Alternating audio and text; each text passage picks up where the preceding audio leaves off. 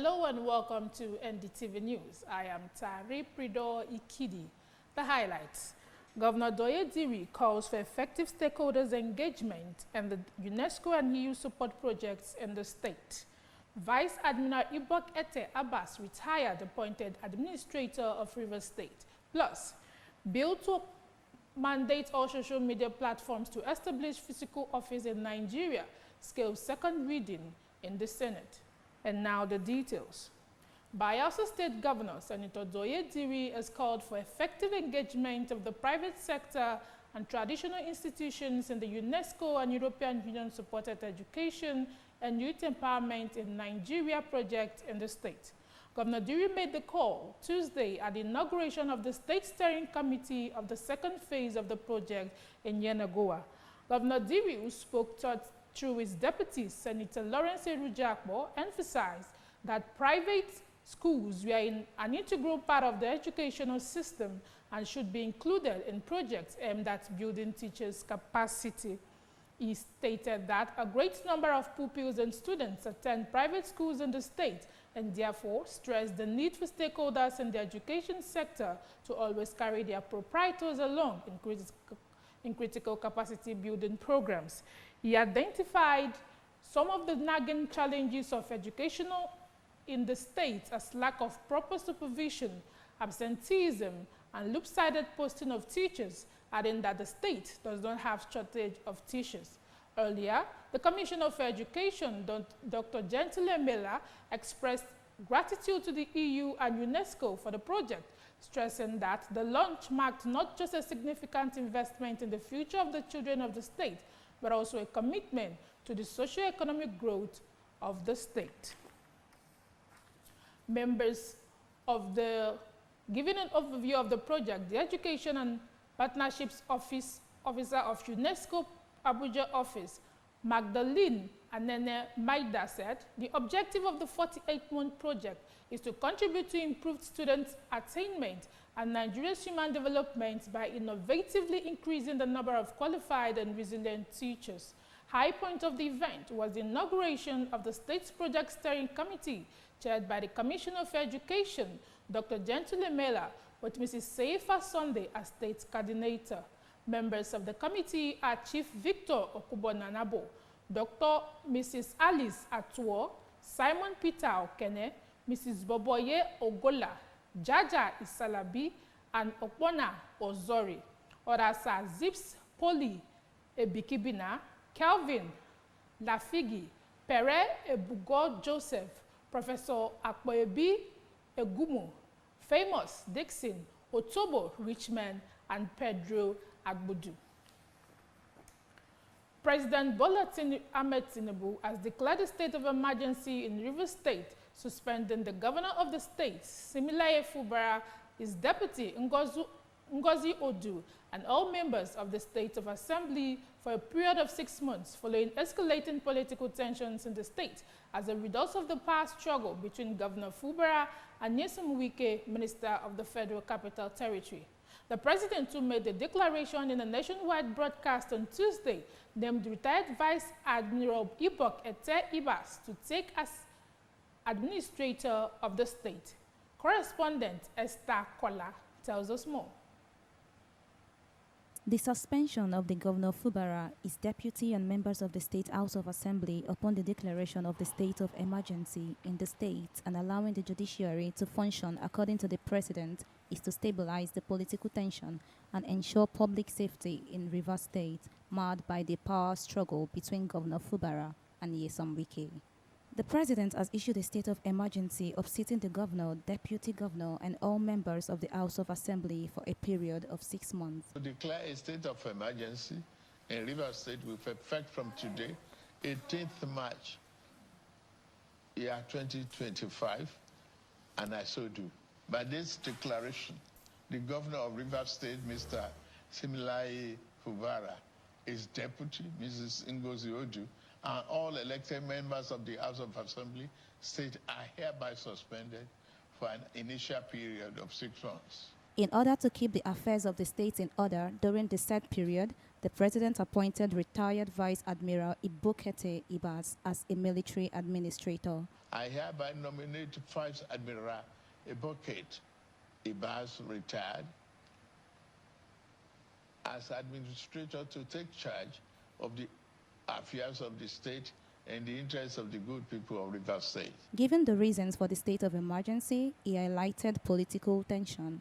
The state has been at a standstill since the crisis started, with the good people of the state not being able to have access to the dividend of democracy.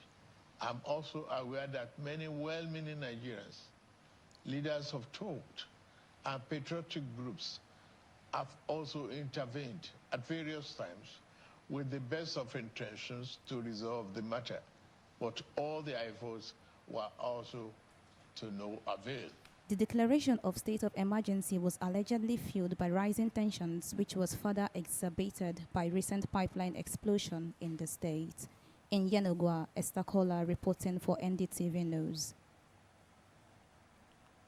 Retired Vice Admiral Ibokete Ibas, a former Chief of Naval Staff, has been appointed as the administrator of Rivers State following the declaration of a state of emergency by President Bola Tinubu.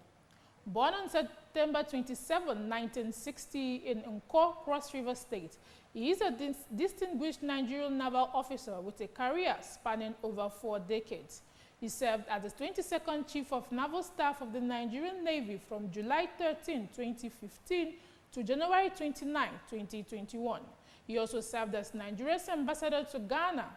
His educational background began at Nko Primary School in 1966 and completed it at Big Kwa Primary School in 1971.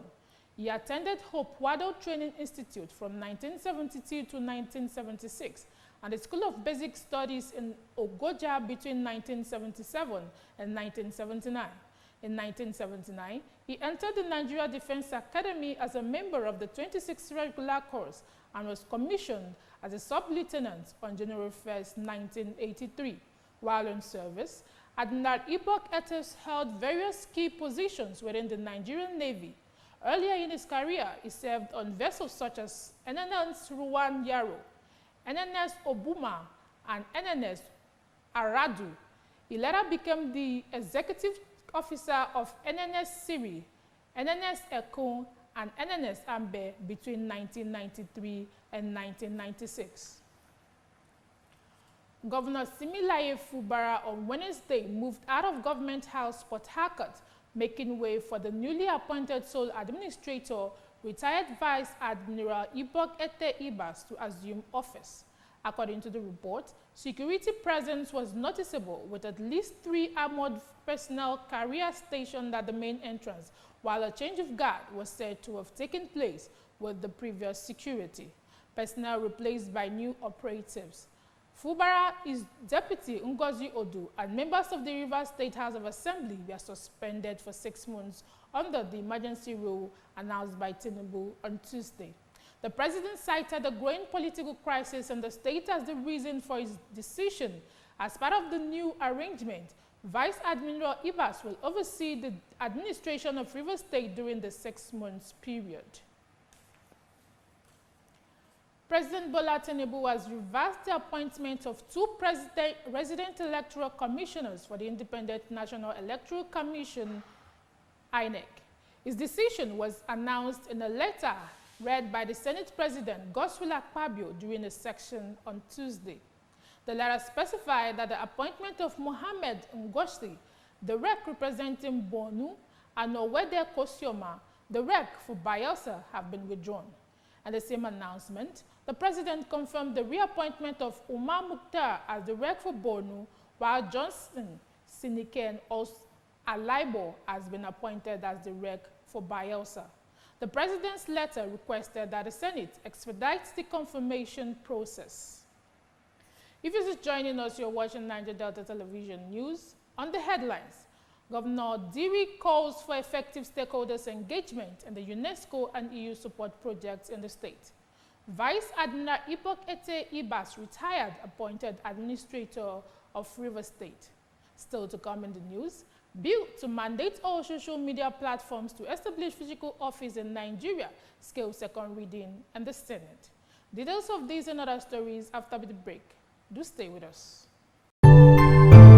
Welcome to Niger Delta Television News and Current Affairs Department at the NS Ikoli Media Complex here in Yanagwa, Bayelsa State. One of NDTV's traditional objectives is to disseminate information with renewed vigor. We build teamwork for accountability, efficiency, and accuracy. Our community reports, eyewitness accounts, current affairs discussions are detailed and competitive. As NDTV reporters, undiluted report is our goal. We gather the news and bring it to you just as it is. Our cameras are poised to get in the story behind the story in an in-depth news report. Our new digital equipment are top-notch with clearer visuals and audio. NDTV is repositioned to serve you better. Join us on the news every day at 7 a.m., 12 p.m. and our major bulletin at 7:30 p.m. on Channel 25 UHF. NDTV, crystallizing the vision. Thanks for joining us. The news continues. A bill seeking to mandate all social media platforms like Facebook, X, formerly Twitter, Instagram, WhatsApp, YouTube, TikTok, and Snapchat, as well as bloggers operating in the country to establish physical offices in Nigeria, passed second reading in the Senate. The bill, titled A Bill for an Act to amend the Nigeria Data Protection Act 2023 to mandate the establishment of physical offices within the territorial boundaries of the Federal Republic of Nigeria by social media platforms and for related matters 2025, is sponsored by Senator Ned Nwoko representing Delta North. Leading the debate, Senator Nwoko emphasized the need for accountability and proper regulation in Nigeria's digital space. The bill proposed that all bloggers operating in Nigeria must establish a verifiable office in any of the capital cities across the country. It further mandates that they keep proper records of their employees and belong to a recognized National Association of Bloggers headquartered in Abuja. According to Nwoko, anonymous online operations have allowed the spread of unverified information and in some cases false narratives without any structure or accountability. He stated that just like traditional media houses, bloggers must be properly registered and regulated to ensure professionalism, transparency, and responsibility in other operations. Nwoko noted that despite the large user base in Nigeria, social media platforms such as Facebook, X, formerly Twitter, Instagram, WhatsApp, YouTube, TikTok, and Snapchat do not maintain physical offices in the country. The bill has been referred to as the Senate Committee on ICT and Cybersecurity, which is expected to report back in 2 months. The Nigerian Senate on Tuesday set up a 9-member ad hoc committee to investigate the alleged illegal annexation of Nigerian territories in certain local government areas of Rivers and Akwa Ibom states by the Republic of Cameroon. This followed the motion by the senator representing Akwa Ibom Northeast Senatorial District, Honorable Anyekan Bassi. Correspondent Victor Diaprie has details of these and other stories. The Senate, in a motion titled Illegal Annexation of Nigerian Mangroves Island, Waters and its Crude Oil by the Republic of Cameroon, brought by Senator Anyekan Bassi and supported by 5 other senators, asked President Bola Ahmed Tinubu to urgently take steps to shield Nigeria's territorial waters, particularly the over 2,560 oil wells in Akwa Ibom State. The Senate urged the government to use diplomacy to resolve the issue of Cameroon's illegal annexation of Nigerian mangrove islands. Senator Bassi highlighted the economic losses and national embarrassment caused by Cameroon's actions, emphasizing that the islands were not part of the territory ceded in past treaties. He also pointed out the injustice of Cameroonian authorities enforcing their laws on Nigerian citizens residing in the annexed areas. The 9-man committee, who has Jimo Ibrahim as chairman, has been given 4 weeks to report back to Senate. Libya has repatriated 177 Nigerian migrants, mostly women and children, in a voluntary basis as part of its ongoing efforts to address illegal migration. The deportation, which included 9 children and 8 infants, was carried out via a flight from Tripoli. Further repatriation flights are scheduled for this week, and the deportation process will continue. Libya, a major transit point for migrants heading to Europe, has expressed a surge in illegal migration since the 2011 upheaval. The Libyan Interior Minister has called on the European Union and other affected countries to increase support in tackling illegal migration. He stressed the importance of securing Libya's southern borders rather than solely relying on coastal monitoring as advocated by the European Union. Israel launched airstrike on Gaza early Tuesday morning, killing over 400 Palestinians after Hamas refused to release hostages as demanded by Israel. This broke a ceasefire in place since January. The strike targeted the entire Gaza Strip and resulted in a high number of civilian casualties. Meanwhile, according to UNICEF, the ongoing strike has resulted in the death of hundreds, including over 130 children, marking the highest number of child deaths in a single day in the past year. The Prime Minister of Israel has declared his airstrike as the beginning. The Prime Minister of Israel has declared this airstrike as the beginning and that Israel will continue its offensive until Hamas is destroyed and all hostages are released. He also stated that future ceasefire negotiations will be conducted under ongoing military operations. President Donald Trump and Russian President Vladimir Putin spoke for over 90 minutes, agreeing on an immediate ceasefire of attacks on energy and infrastructure in Ukraine. Both leaders expressed a desire for peace and full ceasefire and agreed to begin negotiations immediately. While the Kremlin's readout of the call stated that a key condition for peace is the cessation of foreign military aid to Ukraine, the White House readout did not mention this. President Zelensky expressed skepticism about Russia's commitment to the ceasefire and emphasized the need for technical guarantees to ensure its implementation. Victor Diaprie, reporting for NDTV News. The 2025 American Magic Viewers' Choice Awards, AMVCA, is set to return with a bang as organizers have officially announced the date for its highly anticipated 11th edition. For more of these and other entertainment stories, let's join Aluko Pelumi. The African Magic Viewers' Choice Award, AMVCA, a premier celebration of African films and television, is set for May 10, 2025, with 28 awards honoring the industry's brightest talents. This was disclosed by Busola Tejumala, Executive Head of Content and Channels, West African MultiChoice, at a press conference in Lagos on Thursday. This year's award will be divided into 2 major segments: non-voting categories, which recognizes craftsmanship and technical excellence, and public voting categories, which allows audience to determine key winners. The nominee announcement are scheduled for March 23rd to be broadcasted across all African Magic channels at 7 p.m. Viewers will be able to cast their vote immediately after announcement via the official AMVCA website. As the next edition AMVCA approaches, anticipation is high, while submissions are now closed. Attention shifts to the nominees' announcement and the upcoming ceremony, which remains a major cultural event spotlighting Africa's growing influence in global entertainment. The event promises to be a spectacle of African entertainment, bringing together leading filmmakers, actors, and industry stakeholders. Laughter is not just a sound, it's a universal language. Today, March 18th, brings a welcome shift as the nation celebrates National Let's Laugh Day. It's a day people across the nation are encouraged to embrace the benefits of laughter, recognizing its power to boost mental health, foster connection, and lightening the spirit either through watching their favorite comedy specials, sharing jokes with friends, or simply enjoying a funny movie. Comedy shows and events across the country are also getting into spirit, offering special performances. Meanwhile, social media platforms are awash with a tidal wave of hilarious memes, pranks, and viral videos, making a trending hashtag on TikTok, Let's Laugh Day challenge.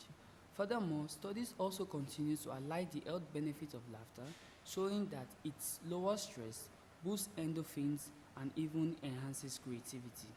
So, take a break, laugh until your stomach hurts, and remember, life is always better with a smile.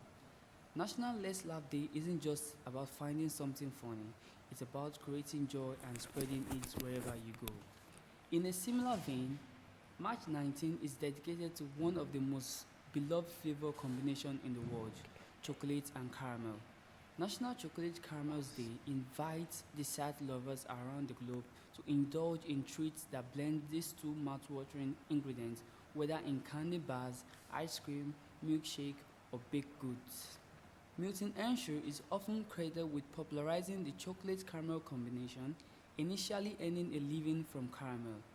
Interestingly, recipes from chocolate caramel date back to the 1880s, around the same time the first mass-produced chocolate bars hit the market.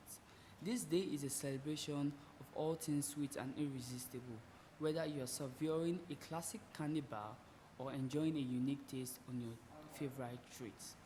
National Chocolate Caramels Day is a sweet reminder of the joy these flavors bring to our taste bud, and also the sweet duo's timeless appeal, which remains a favorite for generations to come. Alugo Kalumi reporting for NDTV Entertainment News. And that's the size of our package, but before we go, a quick look at the highlights.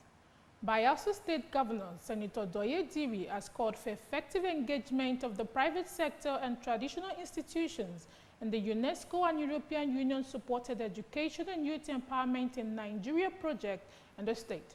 We also brought to you a report that Vice Admiral Ibok Ete Ibas, retired, a former Chief of Naval Staff, has been appointed as the Administrator of Rivers State following the declaration of a state of emergency by President Bola Tinubu. And finally, a bill seeking to mandate all social media platforms like Facebook, X, Instagram, WhatsApp, YouTube, TikTok, and Snapchat, as well as bloggers operating in the country to establish physical offices in Nigeria, passed second reading in the Senate. Thanks for watching. I am Tari Pridor Ikidi. Bye for now.